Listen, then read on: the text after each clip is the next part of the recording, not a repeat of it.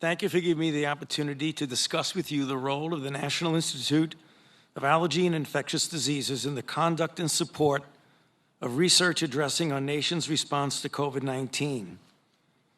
In our most recent hearing before this committee on November the 4th, I discussed the importance of booster shots to enhance immunity against the Delta variant that wanes over time. Indeed, booster shots have dramatically reconstituted the waning immunity and has increased protection over and above the original level afforded by the primary vaccine regimen. Today, we are faced with a different challenge, a new variant called Omicron that has rapidly spread throughout the world, including a massive, unprecedented surge in the United States. This variant possesses a large number of mutations that are associated with an increased efficiency of transmission, immune evasion from certain monoclonal antibodies, convalescent plasma, and antibodies induced by our current vaccines. Thus far, data from our own laboratories at NIAID, as well as from laboratories throughout the world, have indicated that vaccine-induced antibodies lose a considerable amount of potency in neutralizing the Omicron variant.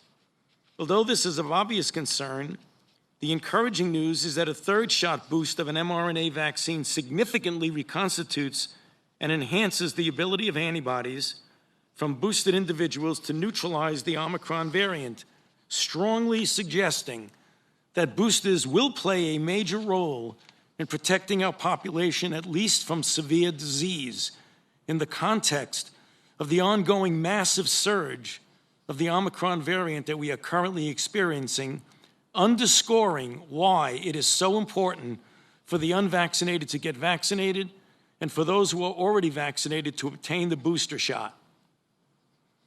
Therapies in general are an important part of our armamentarium against COVID.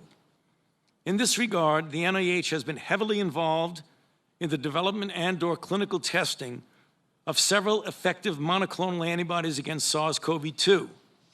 However, we have ascertained that certain of the authorized monoclonal antibodies are negatively impacted by the Omicron variant.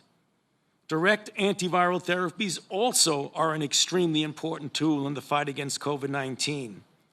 Importantly, it appears that the mutations expressed by the Omicron variant do not interfere with the oral antiviral drugs Paxlovid and Molnupiravir that NIH-funded investigators played an early role in developing and that have recently received emergency use authorization from the FDA. Nor do they appear to interfere with the FDA fully approved drug remdesivir, shown by NIH-sponsored studies to be highly effective in preventing severe disease.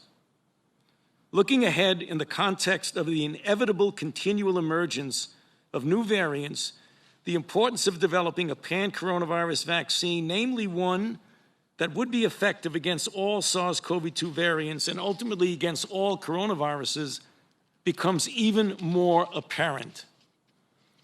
My colleagues and I recently published a paper in the New England Journal of Medicine emphasizing the urgent need for such an effort. In this regard, we have made significant progress in that direction. We have identified antibodies that neutralize multiple different coronaviruses, and in addition, NIAID has issued new awards to fund pan-coronavirus vaccines at 4 academic institutions. These awards will fund multidisciplinary collaborative teams to conduct research focused on coronavirus virology and immunology, immunogen design, and innovative vaccine and adjuvant platforms, as well as technologies to discover, design, and develop pan-coronavirus vaccine candidates. Finally, I would like to close by looking forward to how we might best enhance our preparedness for what inevitably will be the emergence of future pandemics. The NIAID will play an important role in the multi-billion-dollar all-of-government plan for pandemic preparedness. Our mission is the rapid development and implementation of successful countermeasures against several prototype pathogen families of viruses that threaten the health and safety not only of our nation, but of the entire world. Thank you for your attention, and I would be happy to answer your questions following the presentations.